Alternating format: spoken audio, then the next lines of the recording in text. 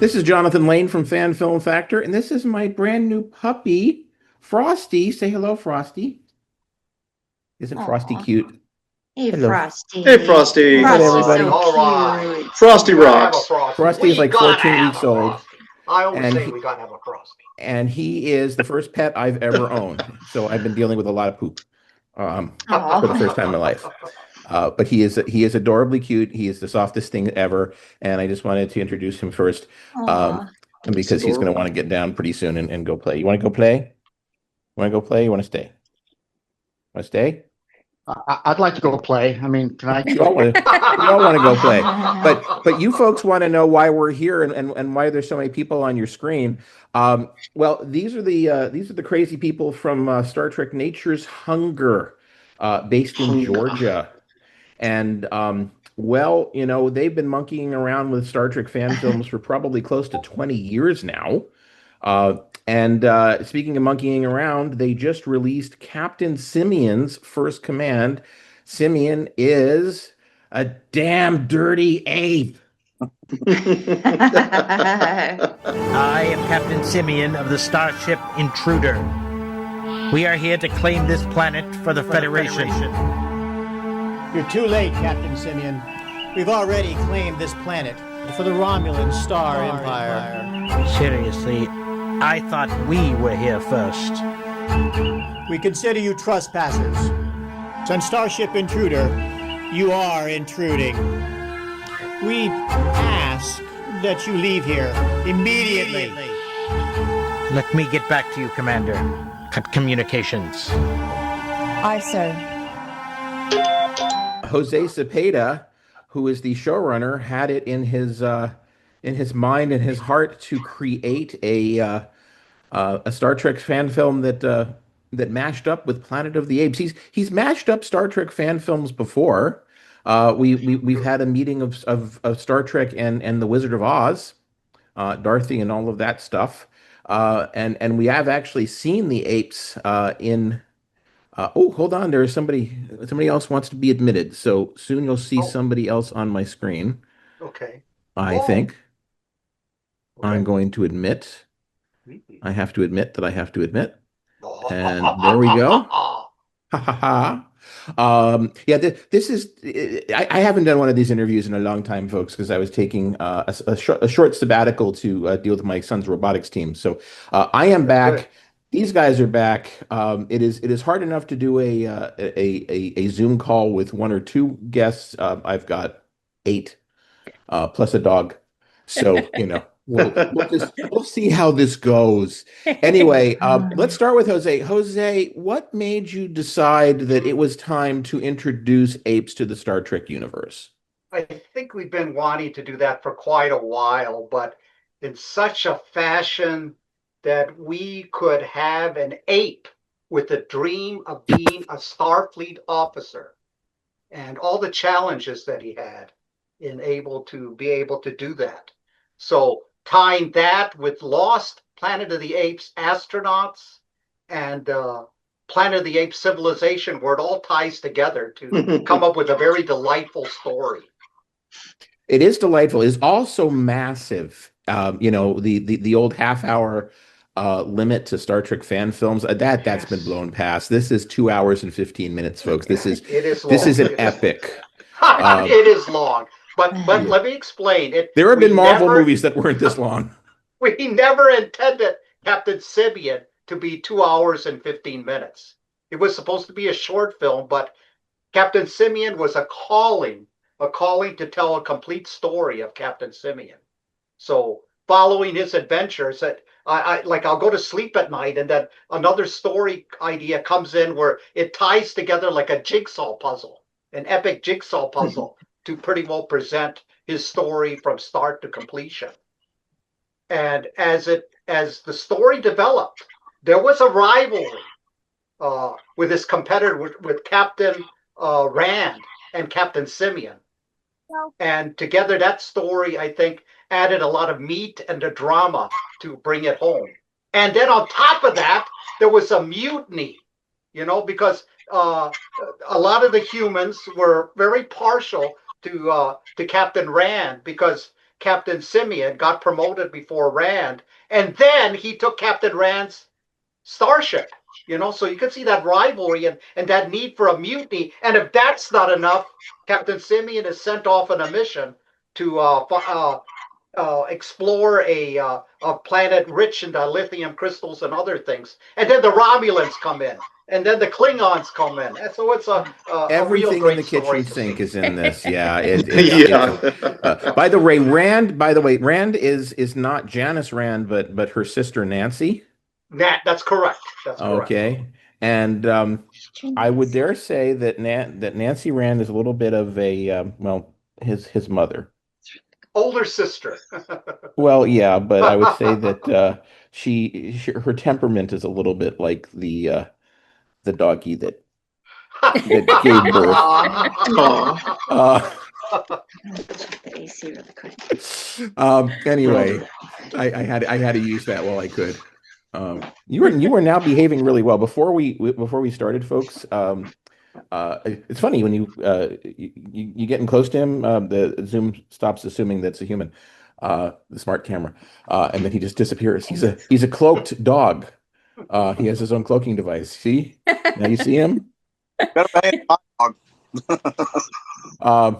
Anyway, before we started, Frosty was squirming all over the place, and now he's just sort of taken to the idea that, okay, the next hour or so of my life is going to be here in the crook of Daddy's arm. So good. Until he starts squirming, we'll just have the doggy on camera with me. All right. So, Jose, would you like to introduce everybody who is on this Brady Bunch screen? Yes, let me just go through the stream. We have Leslie, our wonderful Leslie Sawyer, that portrays herself as Captain Rand, and also Janet Pepperstone. Yes, you didn't know that unless you looked at it. And she's also our astronaut, Captain Connie Stewart, on top of that. Yes, the female that died right at the beginning of Planet of the Apes, but Jose brought her to life and said, hey, That's what right. if she had survived? What if she had lived? Let's do that. Why not? Because why not? Yeah, Why not? There you go. There you go. It's not like Planet of the Apes had any kind of internal continuity either. No, I know. Yeah. Anybody who watched the TV series is like, did that have anything to do with the movies? It tried to, but it failed miserably. Yeah. All right, who else do we have? We Jose? have Clay Sayer. Do we have Clay? You still there? Yeah, I'm here. Okay, there it is. We got Clay Sayer. All right. Is Patricia with you too? No. Okay, just Clay. Okay, we got and Clay was Clay, Captain Simeon, right? Yes, that plays Captain Simeon and did our wonderful ape makeup, which I might add got better as the production continued. That we shot it twice, just to let you know, because we thought that cinematography wise, we had to put the best ape performance and makeup. We owed it to the fans. Look at it that way. Okay, see who's we have. We have Jesse Jeffries. Where are you, Jeff? Jesse, there you go. Jesse right there. He plays our helmsman and the very treacherous mutineer. Mm-hmm. Yeah. Yep. All right. Not a big Who else fan. do we have? We got Darren Carter. How Darren, you you doing? still there? Yep, I'm still here. He It's is just there. I'm just audio. Sorry, people. Can't get my video going. I'm one of those technological deficient people, but I'm here, baby. I'm ready to roll. All right. We're excited. And we were told before things started that Carter is currently at work at a drive-through liquor store. Yeah. Which The best kind. The blows best my kind. mind. It's like, yeah, what could go wrong? Speaking of that, I got a customer.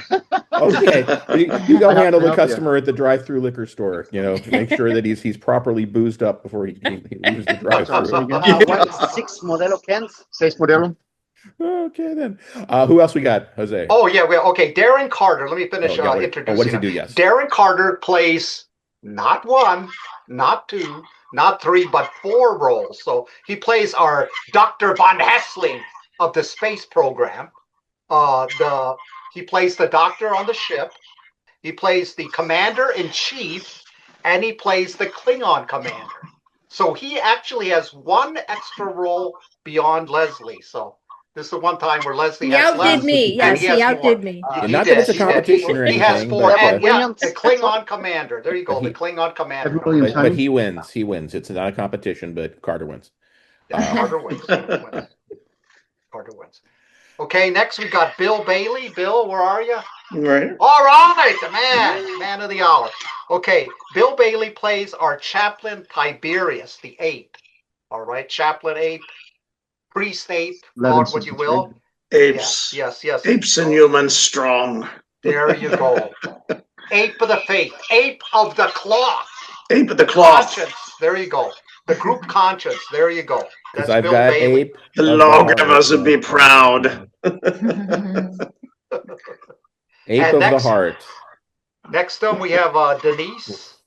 Where are you, Denise? Right there. Right here. Denise McQueen, and she plays our Balkan communications officer, which happens to be a very close friend to Captain Rand since the time they graduated from Starfleet Academy.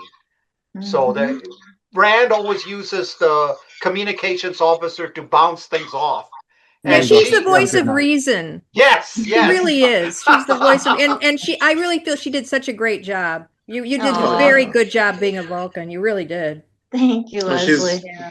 Get your Vulcan on. Okay. Yeah. I don't have it on now. No. Yeah. Yeah, the wonderful years. I think it worked out good with the black wig and the wonderful years. yeah, It that made was fun. true Vulcan. Oh yeah. Oh yes. And last but not least, David McKendry. Who are you, David? All right. Our man, our music man, our man of scores. And I can't say enough good things about. I'm inspired by his music. And we hated to say this, but Captain Simeon came down to a photo finish. I kid you not. I mean, we were still editing. And I asked David at the last minute, can you get this final score in to score the winning touchdown? And David was literally at his computer waiting for the final scene so he could take it into the end zone and finish the final score. So all the music, all the scoring that you see in Captain Simeon is 100% David's undertaking. So thank you, David, for being there to catch the Hail Mary touchdown pass and bring Captain Simeon in on time. No problem. Hey, You're very David. welcome. Yeah. David, I'm gonna ask you a question immediately because I can just basically go off of the recency effect here. So as a musician, as a composer, are you able to do any work before you get that final edit to prepare yourself, or are you pretty much just waiting for Jose to get it to you before you can start? Well, yeah. So every movie's a little different. I've been scoring a bunch of them lately, actually. And Jose sends me scene by scene. You know, what's really important is the timing. So, in other words, if the scene is 4 minutes long, let's say, and then I score to it, and then suddenly it's 4 minutes and 20 seconds long, that messes things up and you have to move things around. So I do prefer the scene doesn't have to be finished as far as special effects, sound effects, visuals don't have to be finished, but the timing does. You know, if you're going to cut from here to here and it's this long to do it, even if you have a still picture of a cartoon sketch or something to hold the place, that's fine. I can do to that. Where I can't do it is if you've got only 2 minutes of a 5-minute scene. I can do the 2 minutes, but I can't do the whole 5-minute scene. So, and then some folks don't. One I just recently scored, they actually sent me the entire movie, which honestly is my preferred way to work because then I can see everything from start to finish, and I can have transitions between the scenes. Because when you just do it scene by scene, you can't really transition to the next scene because you don't know what next scene is coming because you're getting them out of order, right? So. Yeah, so it's just a little different depending on what I'm doing with, but I can make it work either way, you know. All righty. So what I'm ultimately going to do is I'm going to let Jose decide who gets asked questions as opposed to me having to figure it out and let him do the work. But before I get to that part, I want to ask Jose about the AI. There's a lot of AI discussion going on right now. There's a Yep, lot of AI production going on that's right. right now. And I myself am using AI, and there will be a Yes. blog coming up soon. I am using AI to help a Star Trek fan filmmaker by the name of Mark Nacarado or Nacarado, in Tennessee, who is working on the Romulan War Part 2 and some other Yeah. shorts. And he used to ask me to make him images like this, like pre-COVID. He used to ask me to make images where he would take his actors and have me put their faces on the bodies of characters from Star Trek Enterprise. And I would do that in Photoshop and I would change the backgrounds and whatever. And it was, it wasn't that bad. Uh, but the thing that he asked me to do recently was something that was going to take me a ridiculous amount of time in Photoshop. He wanted a young T'Pau to be giving a speech to the Vulcan Council. And the actress who plays T'Pau in that episode, most of the time she's wearing this kind of, schlocky little, survivalist gear. And she's only in like a ceremonial robe at the very, very end of the last of the three-part episode. And it wasn't really a good still of her. And I needed to have Soval in it as well. And it was just like, oh my God, what am I going to do? I have to get her face on a body of a Vulcan woman wearing something regal in a Vulcan council chamber with other Vulcans watching. Like, I have no idea how to do this. And I said to Mark, I said, do you mind if I use AI for this? And because some people do.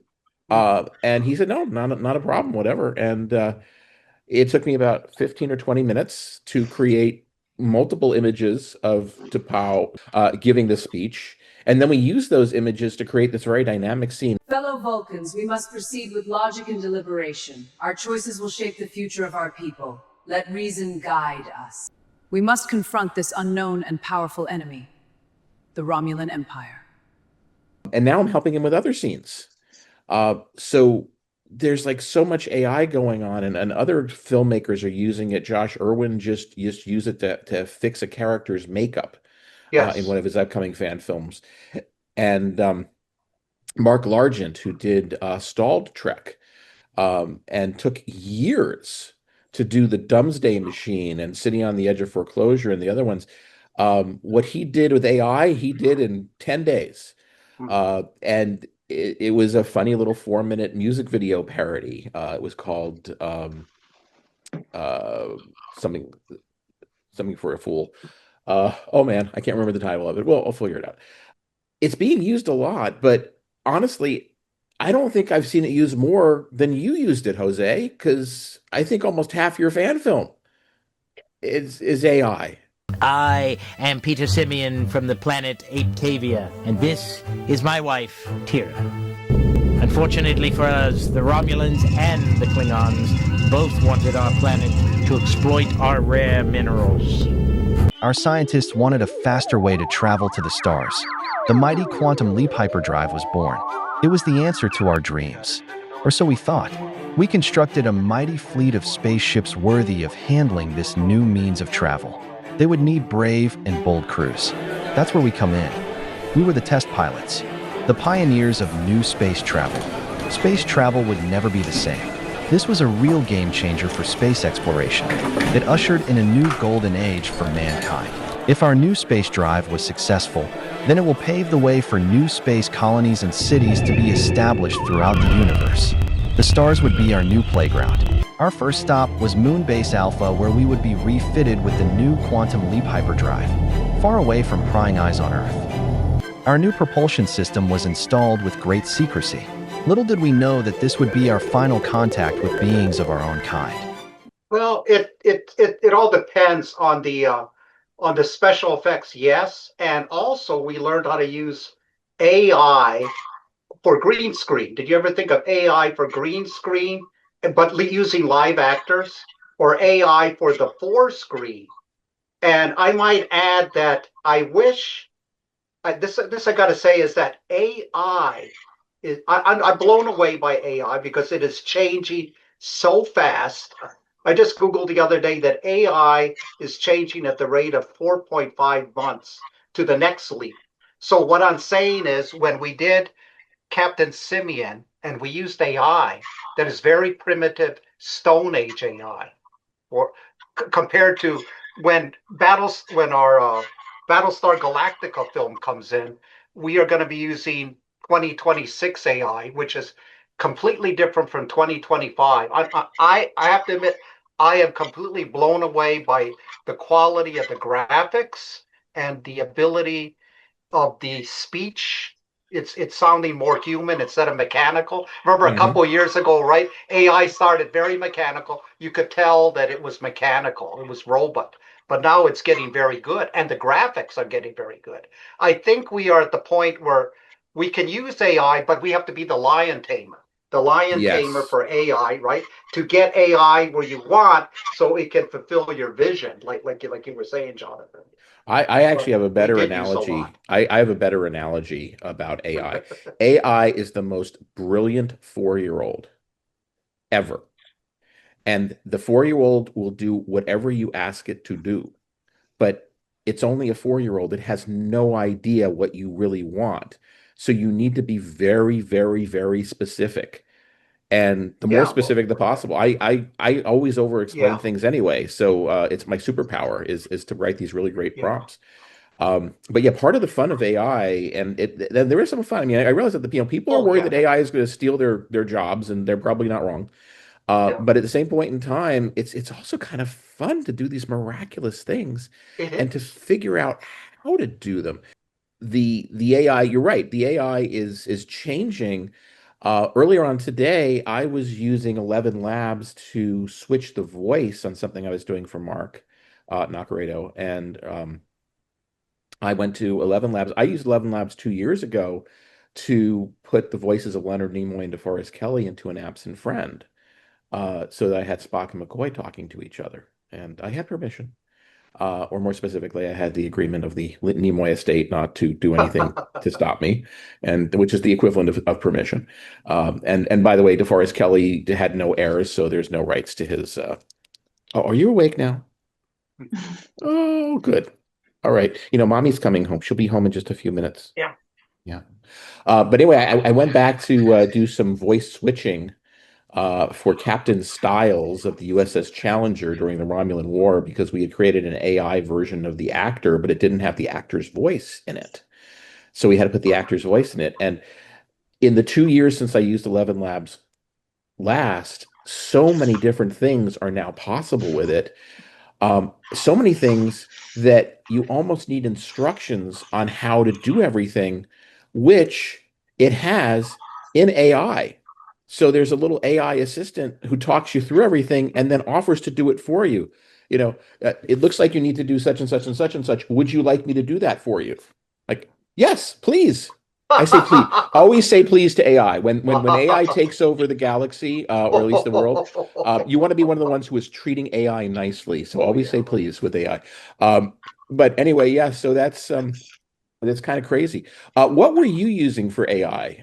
What applications were you using? We were using Video Express, and the reason we were using it is because it's been improving, but also we didn't want a subscription, and we didn't want to pay per rendering because some AI programs you have to pay by rendering, and you have to have all these coins and money, and you could go broke and bankrupt over AI. So I said no. Yeah. So I can make thousands of and then decide what I'm going to use and what I'm going to throw away without money going out of my pocket.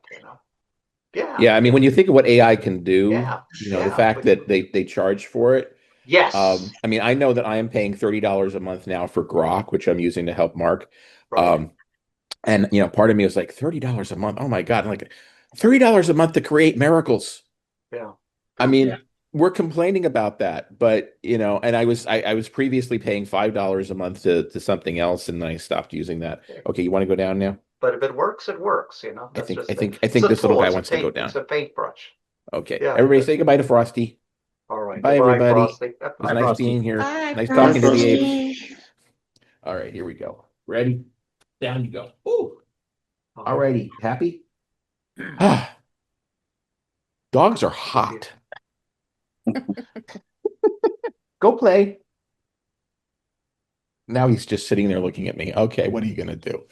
Oh, But, we got Richard. I was gonna say we got Richard Snowden there. All right, he Uh, joined us, and all Richard right. plays Spartacus.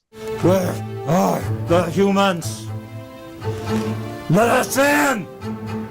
Let's move on to the next question, which will be for Richard. But I'm going to let Jose tell me what the question that Richard should answer should be. Yes, and I think how was he able to pull off Spartacus, the personality of Spartacus? Well, once you put that makeup on, you put that mask on, it was a really wonderful mask, and it just allowed me to, kind of get into it. I was really cutting up and acting a fool, but because you've got complete anonymity, you don't feel self-conscious about goofing around. So, we had a little bit of fun with it. We even made a little short commercial, in our spare time when we were standing around about gorilla tape. I'm standing there in a gorilla outfit and I'm going, you really want to ask me what kind of tape to use? So, it was a lot of fun and it didn't take much to get into it. I just, just once you put the makeup on you, Yeah. But do you think you would have done a different a different presentation acting wise if you had been an actual like orangutan or a regular ape or a chimpanzee versus a gorilla? Yeah, I mean, I think so because we've seen people do gorillas in movies before and how they they're kind of brutish, kind of beastly and alpha male kind of personality. So I was trying to embody all of that as a deeper voice and a lot of movement around with an upper chest and that kind of thing. And so if I was playing a chimp or an orangutan, you'd have a different personality. That's true. So yeah, you'd probably alter it.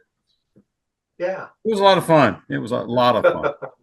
It certainly was. That was a lot of fun. How long did you guys? I know Jose said earlier on in the interview that you filmed a lot of this stuff twice because of the bad, because not the bad, but the better makeup later on. Correct. How long were you working on it in total in terms of filming days?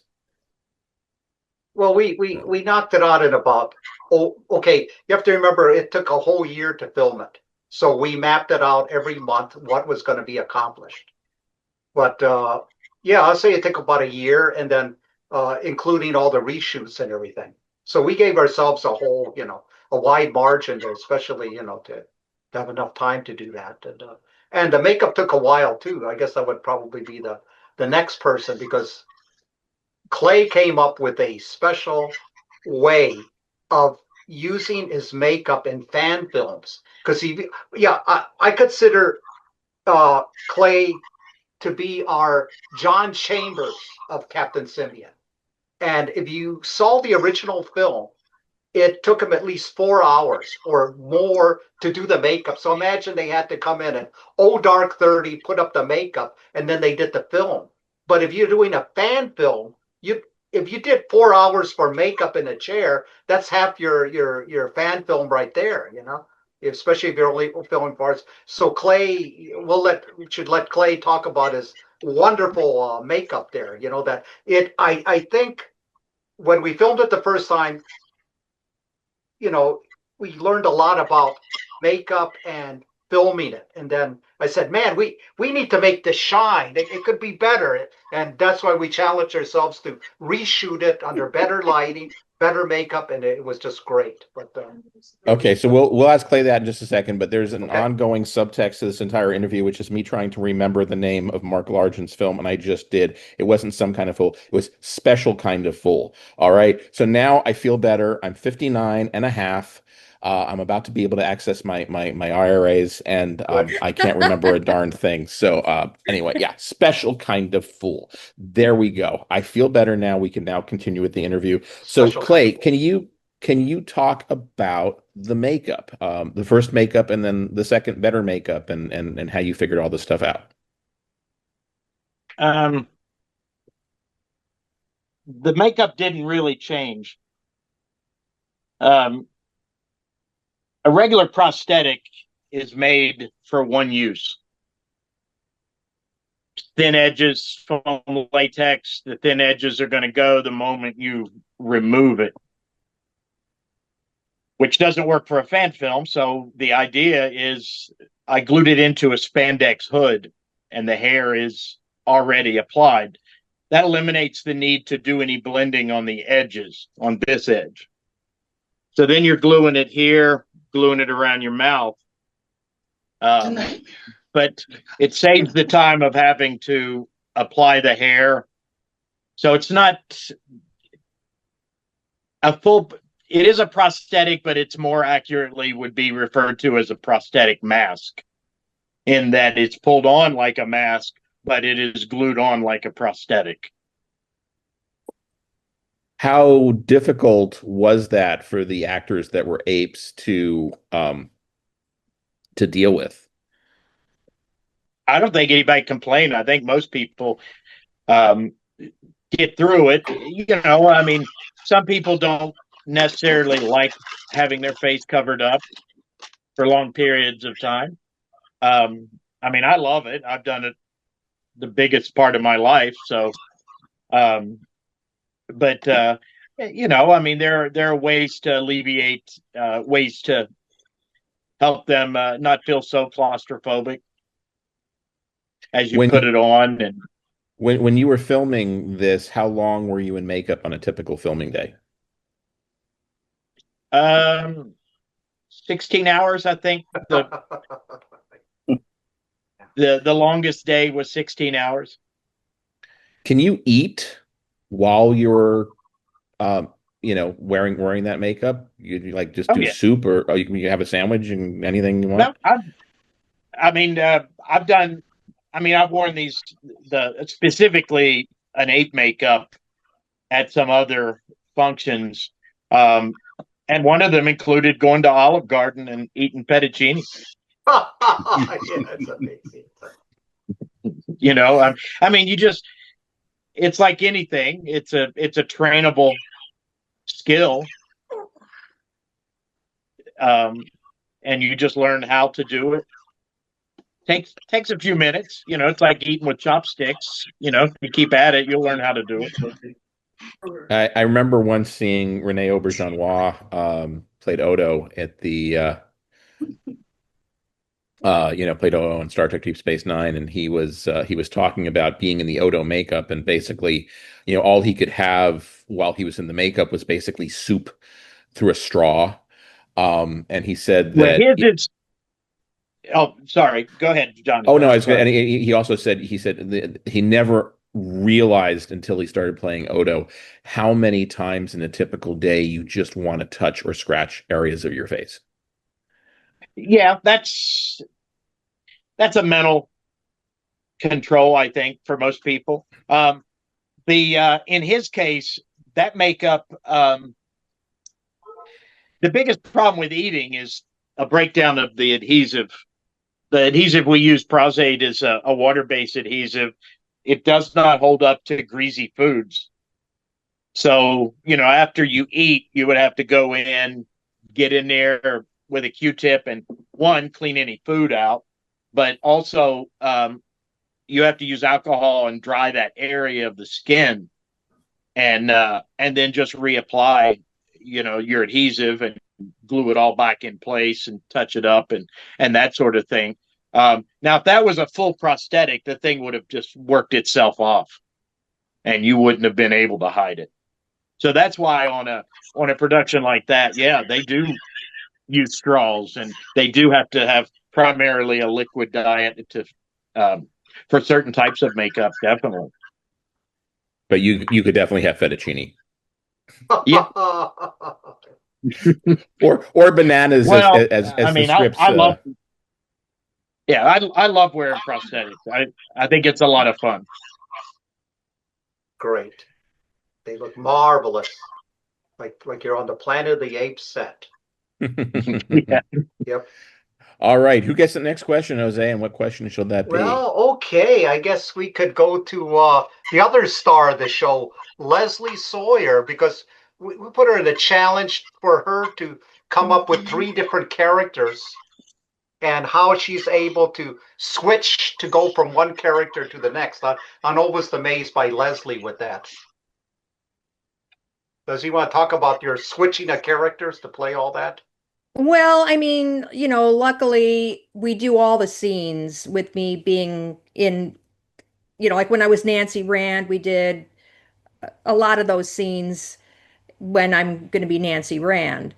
Uh, I wasn't Janet Pepperstone in too much of the movie. It was, I think, just that one little scene or something. So when he knows, well, I did tell Jose when I have to wear a wig, obviously it totally ruins my hair. So we have to make sure that if I'm going to be Janet Pepperstone, because that's my real hair, I'm not wearing a wig, we have to film those scenes first. Because yeah, I'm not going to do that after having worn a wig all day. So certainly, things like that have to get planned out accordingly. But there's really not a lot of prep. At least not for me. When I'm Nancy Rand and I'm playing that part, I knew that she's just very upset, to say the least. To put it mildly, she's very upset. She has a bug up her bum. That's what she's got. Yeah. I'm off to see the great and mighty Captain Simeon, of course. And he asked to see me in my own office. Imagine that! Maybe this is a game after all. Well, it's a game I plan on winning.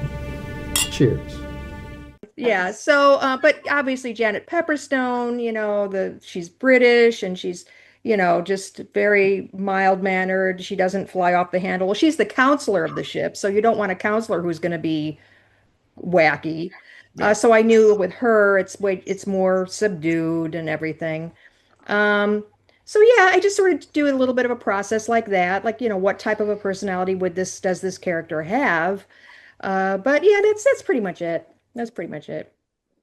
Oh, well, yeah, Connie Stewart, that was an interesting one because I did have to come up with that one because, that character in the movie dies, right? Like right away. You don't get to know anything. You don't get to know anything about her. First time you see her, she's a cadaver. Yeah. Yeah. So I only could come up with how to approach that character simply based on what Jose had written. Like what is written in the script? Is she, what is Jose trying to convey with how she is, So I kind of got a feel based on the script how she would be, and I just kind of just did it accordingly. After being in so many weird worlds, I'm kind of getting used to this. I'm just amazed at her degree of being able to play so many characters, because I didn't realize Leslie could do so many characters until I saw her sizzle reel. And she was showing all these different characters, and I said, man, she has a wide range, right? Right, Leslie? And you can sing and dance too, right? Okay, yeah. And she did, right? Like we did use you once in Bomber Girl, right? And we just turned the music on and she has the moves. She did the moves. That Jonathan, I want to say that was not rehearsed. So you either have it or you don't. You have it or you don't. And you had it. You had it. You had it. Yeah. I like to say that Glenn Wolfe is the Where's Waldo of Star Trek fan films. Like, if you watch them, you'll see him in the background somewhere, somehow, either in the credits or in frame. And then Leslie is sort of the Glenn Wolfe of Star Trek fan film. She's sort of the Where's Wilma of Star Trek fan films. Where's Wilma? Yeah, right. Where's Wilma? Because you were even in my fan film. You were in Interlude, and you gave us this great look at the end too. The absolutely you just like these people are about to die, sacrifice themselves, and you just have this look of like, oh my God. That was a great film to work on. That was wonderful. I really appreciated being able to work on that. Yeah, that was great. Well, how could we not have you there? We were filming, in Lawrenceville, which is 45 minutes away from Atlanta, and you guys are all you're local. In fact, Jose was in that as well. That's correct. You were just sitting there in yes, engineering. he was. Yeah, that was good. Thanks for having me in that film there. Oh, it was so much. That It's was so great. much It was fun. just a gorgeous set. Gorgeous set. Yeah. Like Yeah, Brian Parker's. that's the whole reason I made that fan film. There's two reasons. One is that I wanted to blog about making a fan film. I wanted to be able to, be able to talk about, what when I talk about the idea of like, I've actually done this now. I know what I'm talking about. The other is just, there's this amazing bridge set, and I have no idea when Axanar is going to be finally done or whatever. And when I found Josh, wanting to film on it or whatever, I said, and I said to Josh, I said, would you want to shoot an Avalon universe on there? He said, yeah, but I need a script. Without a script, there's no reason me go shoot there. And then I thought to myself, well, I have this Axanar short story. If you want to do that, we can make that and go with that script, and that's how Interlude got made.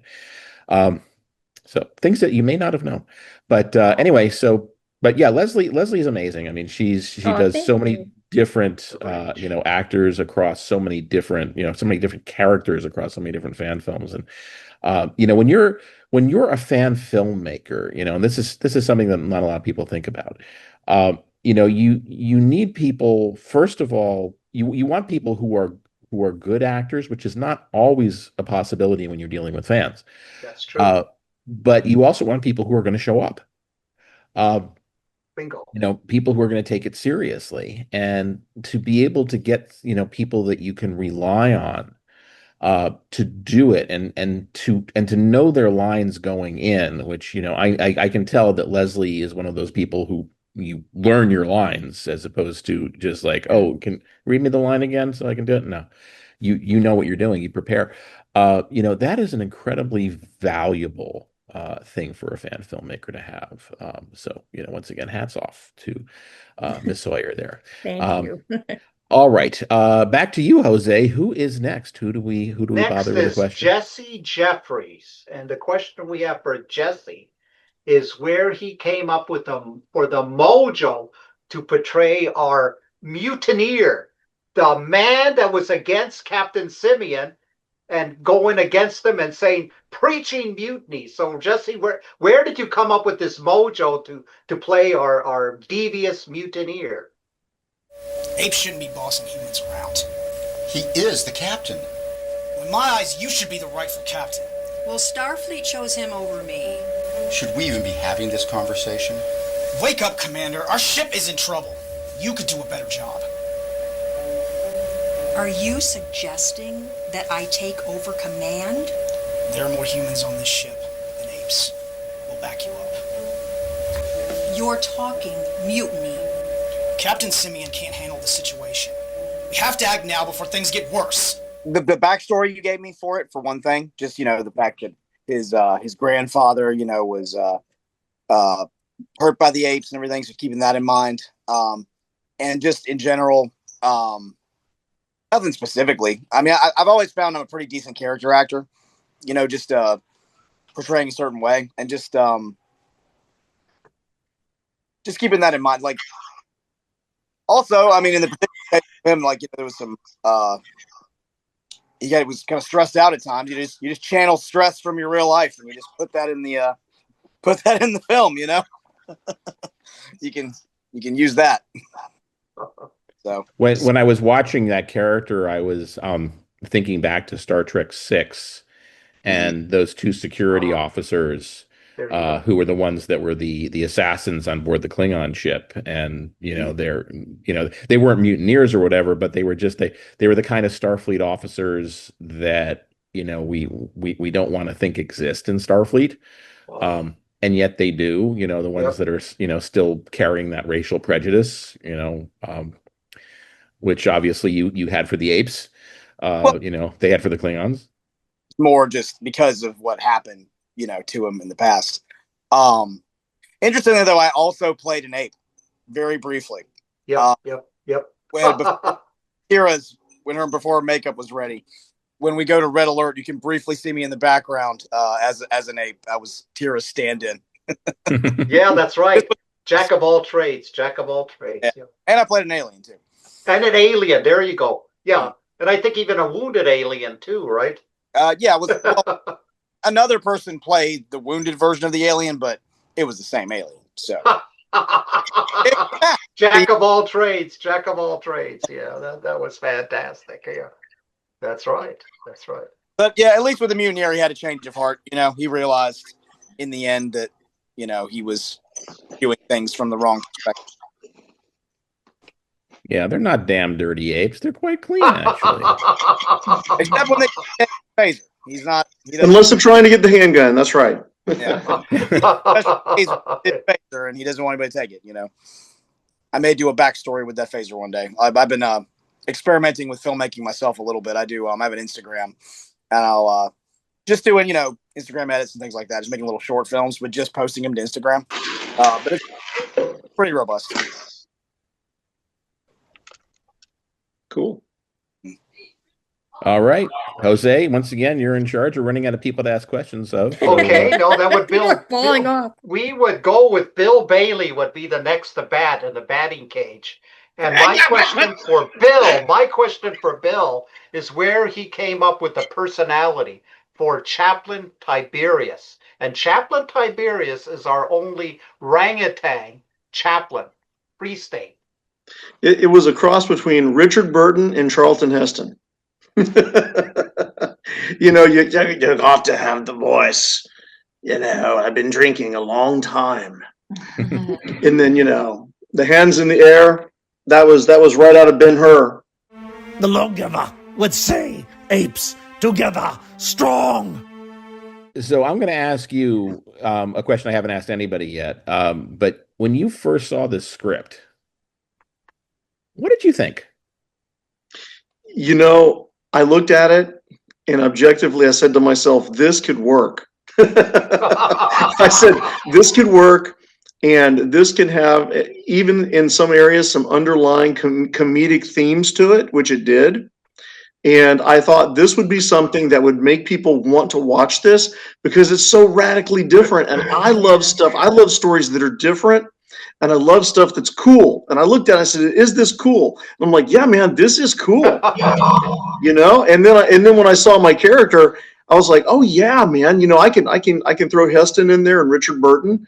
And, you know, kind of, you know, really play on the sympathies of, you know, his friendship, you know, with Captain Simeon and them being fellow apes, you know, and the brotherhood of the lineage of the, you know, the seminary and everything. I mean, it was fun. It was a lot of fun. It was really cool. And I had an opportunity to do this and work with some really, you know, gifted people. And, you know, Clay's an amazing actor. And doing the scene with him, you know, you want to, when you're with people with good energy, they want to make you give good energy.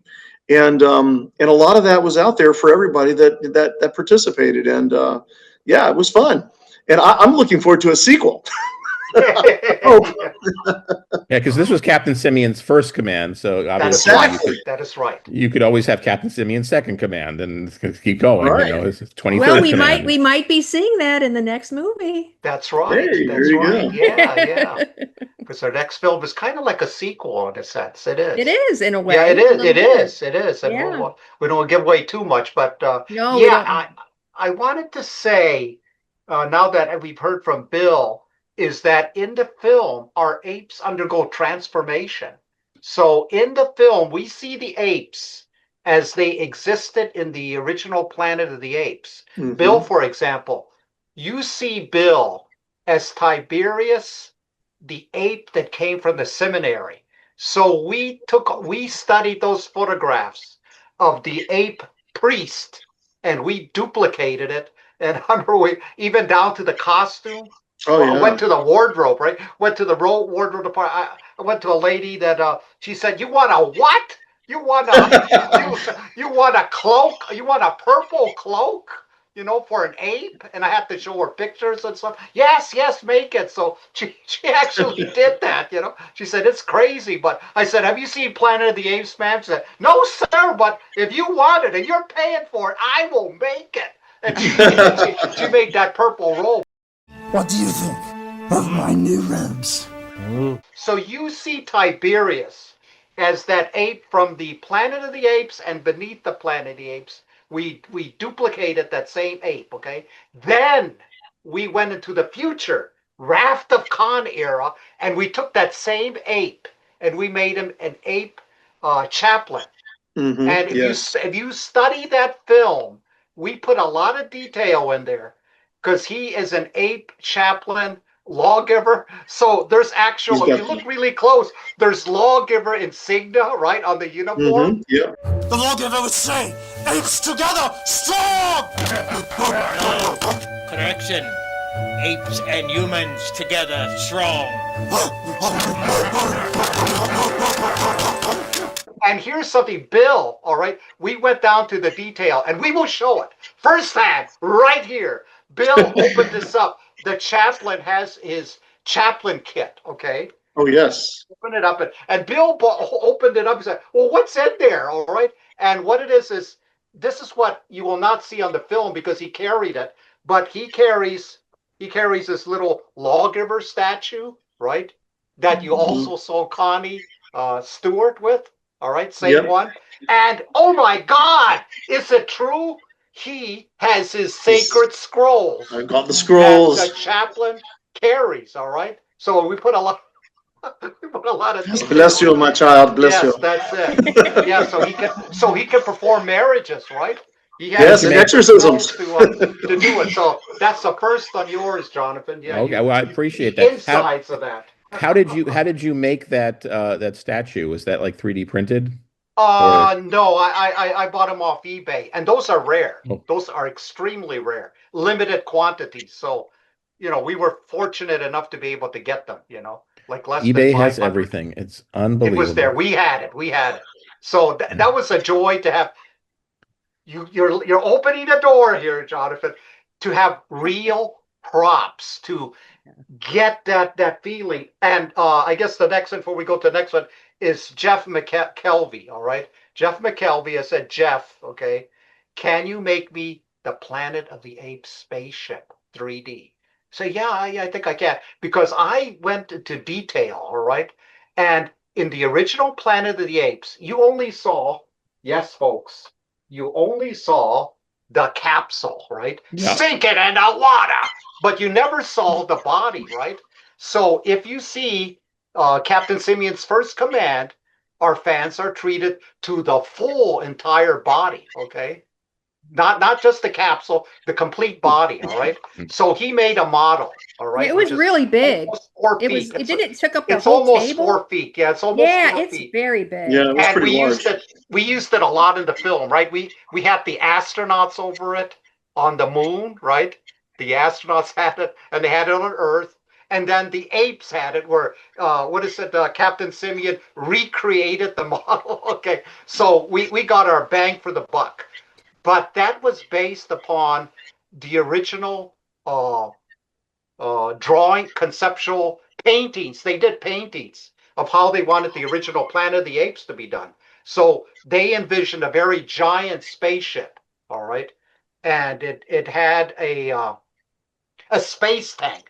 Okay, before they cut the budget, all right? So they had to cut the budget, take out the giant spaceship.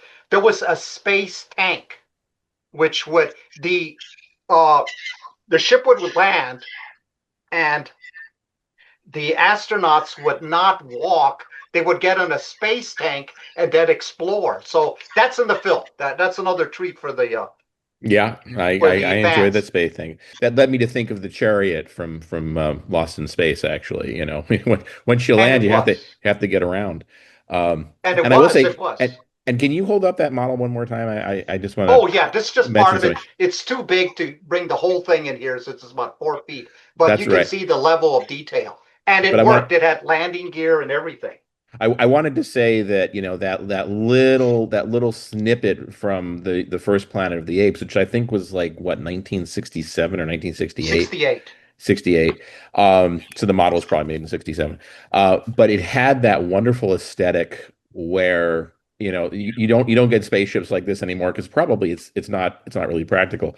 But I love that nose where there's Yes. that little thing in between, and there's the two windows that kind of crop Oh, back. it was so cool, so And ultimately that was the basis, I think, also for one of my favorite ships ever in science fiction, other than the refit Enterprise, which is the Space 1999 Eagle. Hmm. Because the Eagle has that same cutaway of the windows, and I just love that 60s 70s look.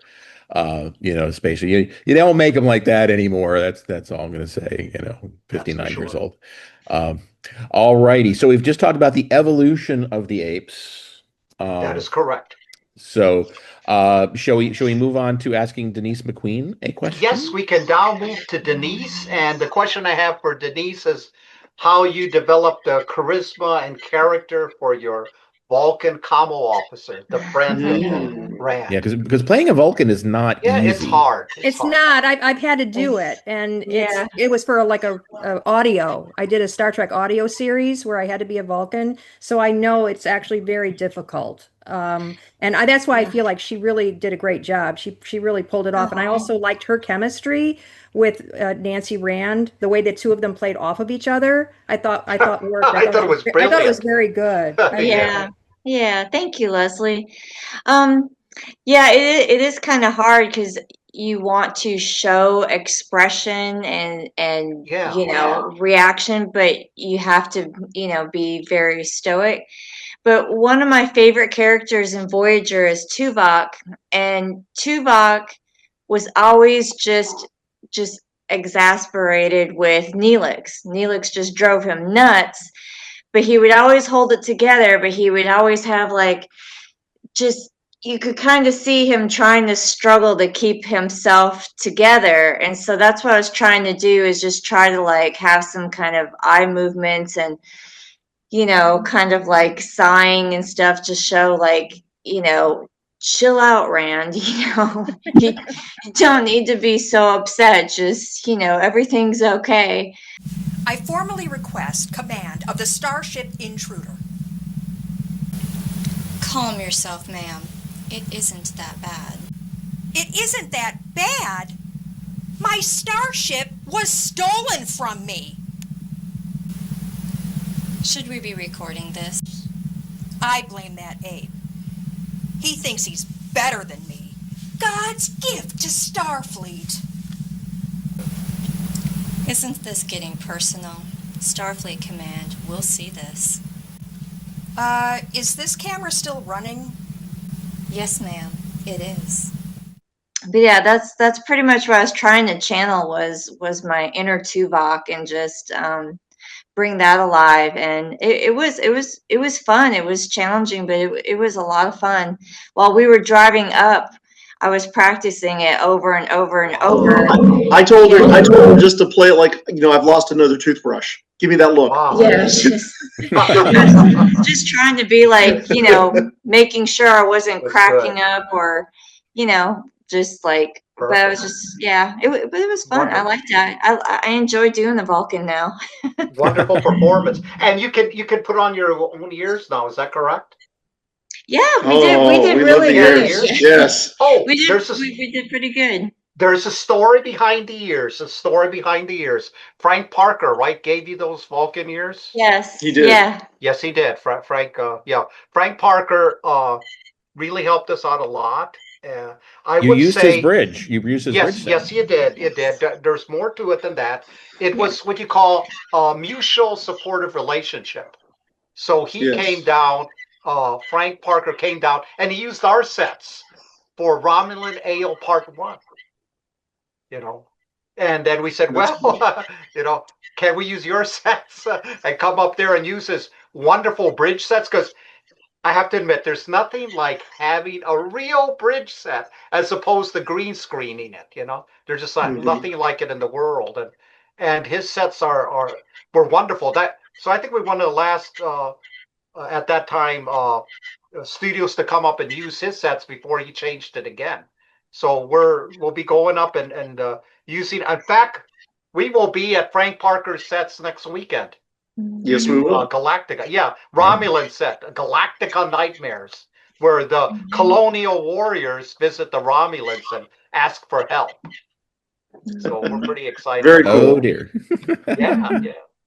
Speaking of Romulans, by the way, we don't have anybody here who played any of those Romulans, do we? Yeah, no, Oh, no, actually, it was yes, good, I yeah. played a Romulan, but not in this movie. No, that would be Okay. yeah. But we'll have on the next one. Have on the next one. The next one there we have a yeah. Were those Romulans filmed on the Frank Parker set as well, or were they filmed down by No, they you were guys? filmed at my house. Yeah, they were filmed Okay. at my set there. But that's Kevin Dye. Kevin Dye will be working closely with him, as a matter of fact, next weekend. And I didn't realize that Frank Parker has the Romulan set, but he doesn't have the Romulans. So I have to contact Romulan headquarters, Kevin Dye, to get the Romulans to come on up. Yeah, so he's the guy with the wonderful costumes and the helmets. And I didn't realize I had to make so many choices, just to show you Romulans are very complicated. He said, well, Joe, if you want Romulans, well, what kind of helmets do you want? Do you want the black helmets? Do you want the silver helmets? Do you want the gold helmets? I said, holy cow, So I had to, figure out the cinematography on that, But yeah, we'll have Kevin And the whole Dye in the reason, next show, hopefully.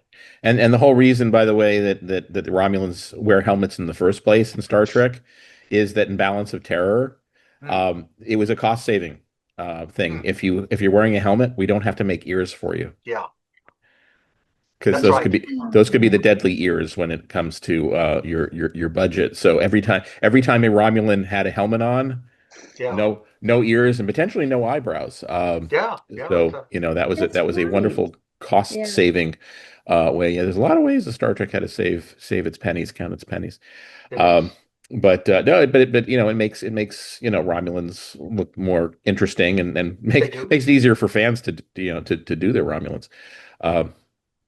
So speaking of uniforms, by the way, you're one of the few Star Trek fan series to actually tackle the Monster Maroons. Oh, look, somebody else got a little kitty, little pet. Aw, kitty. Unlike my dog, your cat is gone in 6 seconds.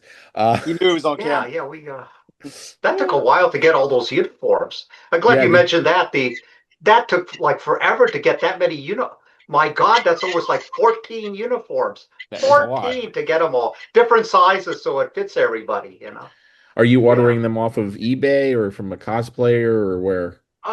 Yeah, we got them off eBay, but it took a while because we had to check the quality and stuff, and yeah, it took a while and then to get the ranks right, because you really have to study the uniforms and the ranks and all that stuff, so it makes sense, And the collars are separate, and everything and all that, but yeah.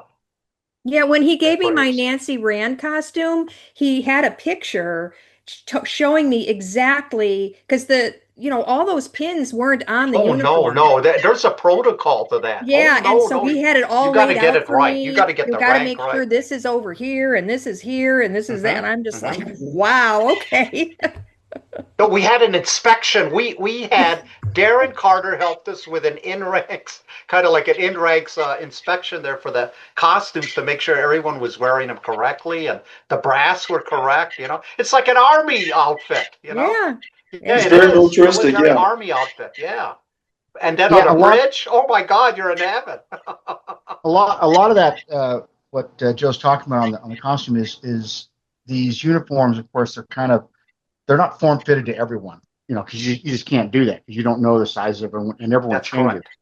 So every take, you've got to look at it and see how the folds and creases are.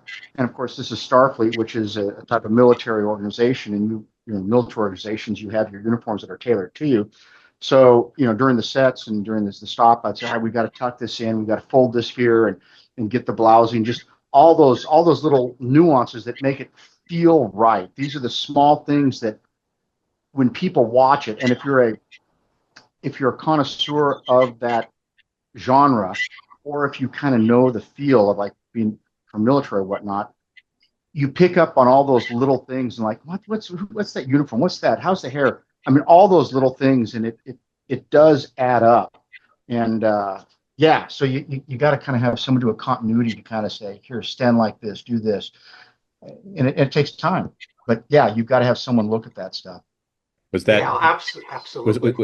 Was that Mr. Carter's question, or do we want to ask anything Oh, else? no. We're going to get to him in a minute. Oh, But okay. you started something because you started with the costumes.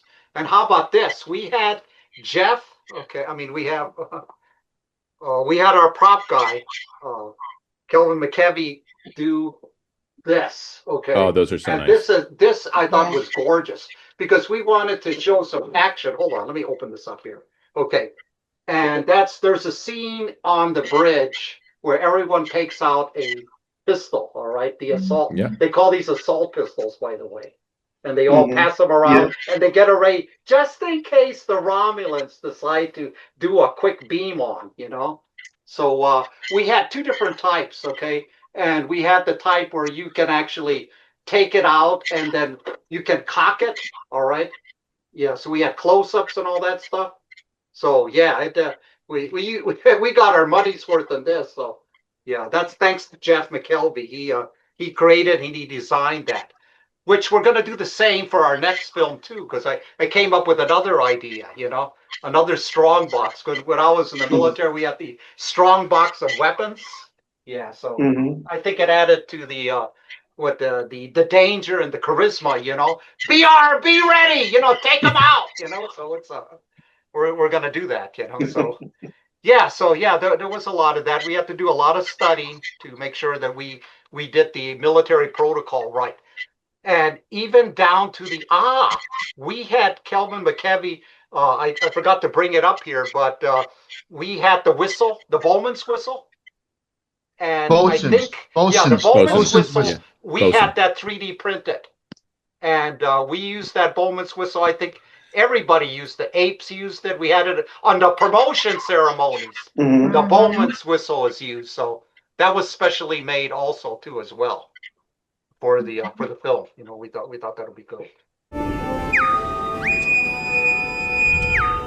What is Darren's question? Because I think that he has a lot. Okay. The one, Darren's is how he was able to pull off 4 different roles,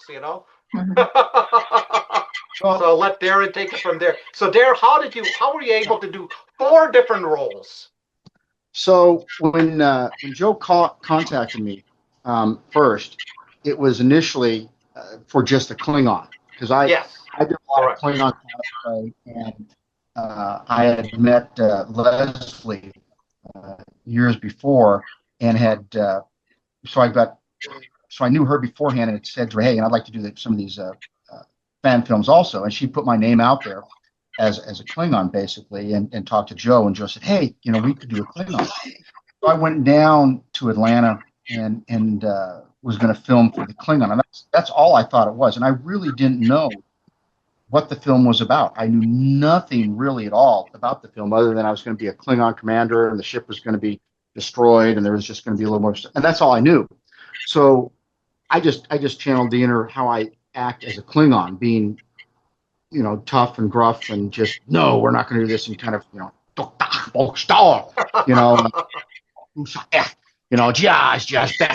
and kind of get that going, and I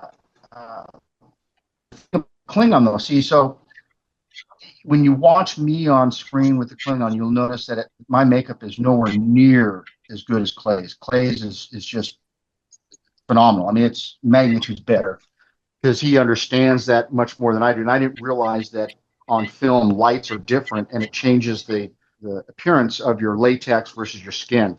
So in real life, when you would see me, my headpiece it matched my skin much more than it does in the film. So it kind of looks, I don't know, I'll say silly. And that's a gig on me. I just didn't know enough about films, because this was my first film. So I just channeled the Klingon as I do in my cosplay. Then as time went on, Joe said, hey, I want to use you as the commander-in-chief of Starfleet. Well, that's pretty simple, because I was a prior battalion commander in the military, and I've been, been a commander for many different years in the military. I spent a lot of time in there, and I just did what I would do when I was a commander, and that's how I pulled out my commander in chief of Starfleet. And then, of course, Joe says, "Hey, my doctor. We need a doctor. You're going to be a doctor." So I said, "Okay. What's your feel? What do you want?"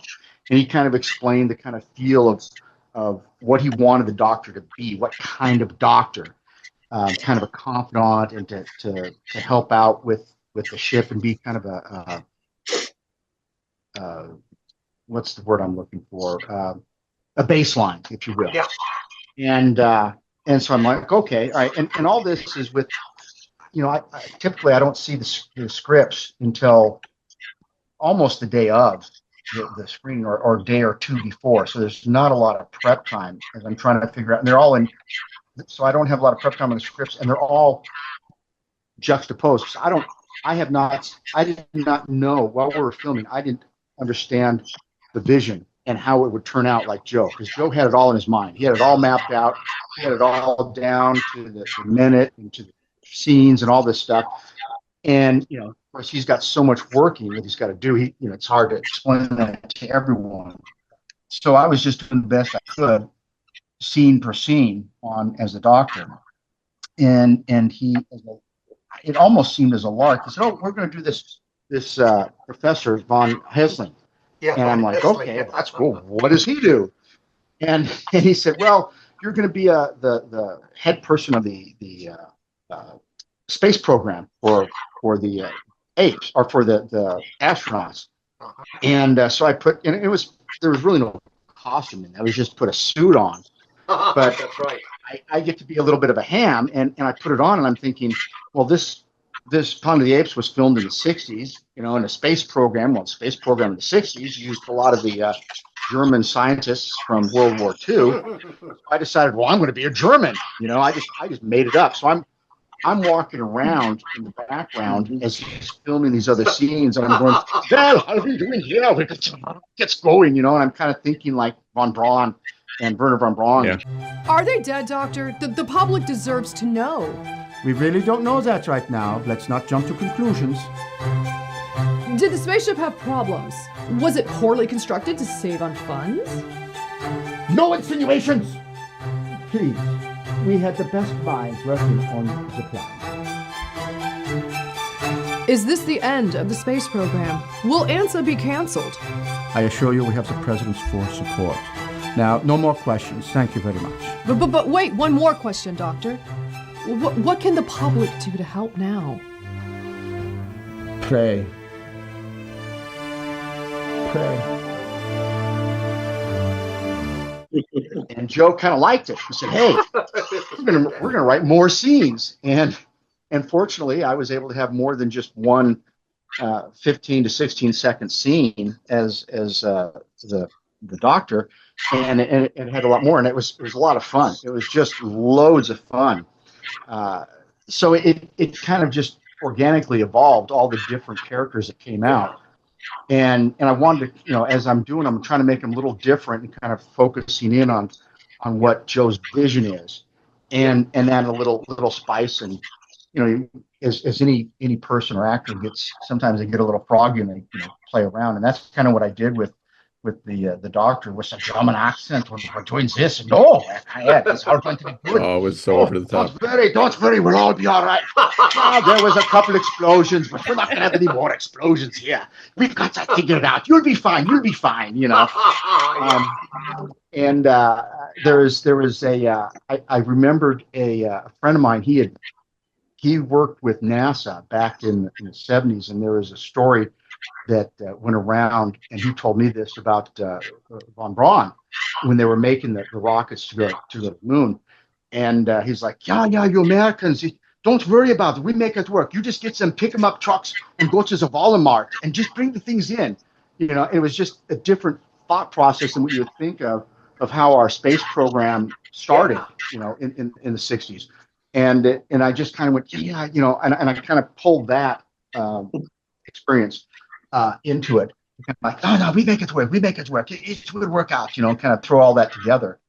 And that's how I kind of I pulled all the different characters together, and it was just loads and loads of fun. And I'm surprised it worked out as well as it did with the idea. I mean, once again, people think that, you know, the actors see the whole script and see the whole vision, see the whole stuff. For me, in this particular case, that was not the case. I had no idea when I first stepped into this what this film was about, what it was going to be, where we were going with it, what the characters were going to do. I knew You're not nothing. alone. You're just not alone, okay? we nobody really knows the full vision of what Jose has. Well, even better with Darren there. Darren did his own stunts. I mean, he was physically well set up, right? You do like martial arts or whatever. Okay, Yeah. on Frank Parker's bridge, did you not see a lot of aliens being carried off that bridge? Wounded aliens being carried off that bridge by Darren, you know, like. Return fire! Yeah, he carried off my son. My son was wearing an alien mask. He Picking him actually up was like carrying that my and son pulling him off the set. Yeah, he got me too. It was a lot of fun, and I just got to give credit to Joe. I mean, his vision, he was able to keep it all tied in line, and it worked. I mean, he really was able to harness all these wild horses going in different directions to pull that train and get us across the finish line. He did a great job on it. Just a great job.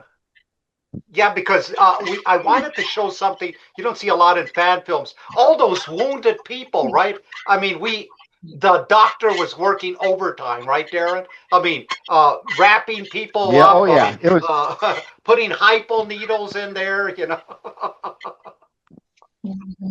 Yeah, you know, it's all those, you know, I think in a lot of these films, those little, you know, Yeah, 5 that's right. second shots of doing mundane things that helps kind of bring it full around and make it feel authentic, you know, instead of just the big flashy scenes. You're seeing all the other mundane stuff that really helps support it. It's that foundation, you know, and it was fun, you know. I like anytime I can do stuff on the bridges, and the bridges were fun. And you know, giving the hypos and wrapping up injuries, and you know, hey, we got to take these guys off the bridge. They're hurting. We got to replace them. It was great. I loved it. Every part of it was fantastic. Yeah. And speaking of stunts, I think I was inspired by Clay Sayer. So there I was at 2:00 in the morning with the volcano scene. That's live action on a tall ladder filming apes. Okay, from a tall ladder, and then getting to the bottom, and then Clay says, "Well, let's go at the top. Now you got to do it in reverse." I said, "Yeah, that makes sense, you know." So that those angles, a tall ladder. So yeah, the actors did their own stunts too. Give me your hand. Take it.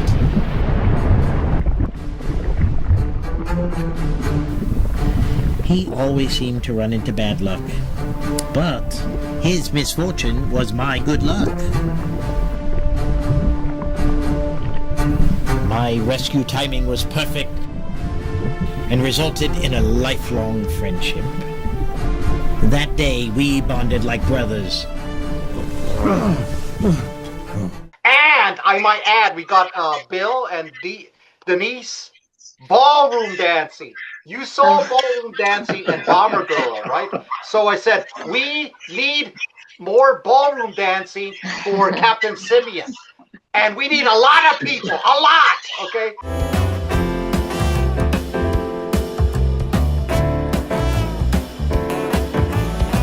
It even brought Tira and I closer together. So you guys were an inspiration. So we went on location to Nashville, Tennessee, and we got together with the USS Athenia group, all right, Starfleet Command, and we got their actors together, and we did ballroom dancing scene there too, and we got them to play Vulcans and yeah, you had you all those once other again people, you had a lot of cameos. Yeah. Yeah, Oh, once yeah. Yeah. again, a lot of cameos. We did. Yeah. We did. Yeah, we did have a lot of. My God, I got the list here. Yeah. And the cameos came. So I would say it's like a community film. So we had Jefferson Kelly, and we had Vance Major, Randy Wren, and Michael Stuhlberg, and then even we had David Ching as Admiral Nagura, and we had Samuel Cockins from across the Great Pond. He was in it too. So yeah, we had quite six cameo A appearances from veritable our. who's who of Star Trek fan film Yes, yes. showrunners. So Yes. we thought it Yeah. would be good. We thought it would be good for them to add a sense of credibility to Captain Simeon. Welcome into Starfleet, to the Brotherhood, to the Captain's table. Welcome. So we thought that would be a good thing. To kind of tie it in. But yeah, Welcome, you damn dirty I think ape. it was a fun film to make. Very fun film to make. Yeah, it was. All righty. Well, guys, we've been on here for kind of forever. So It's the same length as Captain Simeon. exactly. That's good. That's good. And we Anybody thank you for reading his watching the whole blog, film. you can literally put 4.5 to 5 hours of your life into this fan film. So yeah, good luck with that. Anyway, I want to thank everybody for showing up tonight. Those people we can see, those people we can't, and those people who left. Jose, I want to thank you for doing my work tonight, which is, of course, leading all the questions and keeping track of who's been asked them and not. Usually that is my job, but I just decided I was going to be lazy tonight. It's good. It's good.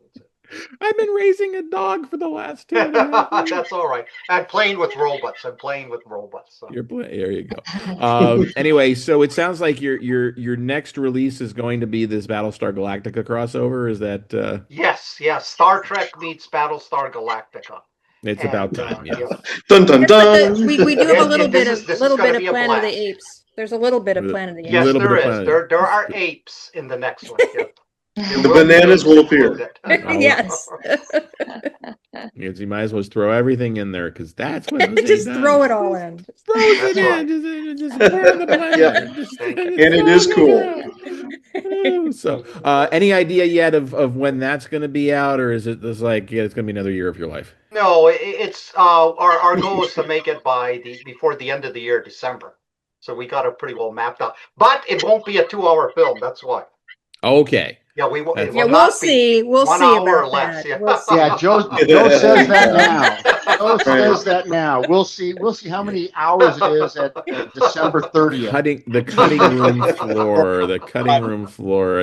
You know what? If you're the director or the writer or whatever, and you've got to trim out stuff, and you're just like, oh my God, it's my children.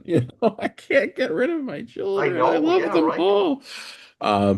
But that's having edited a fan film myself, Josh was he was also an editor on Interlude, and I was sort of just supervising that production.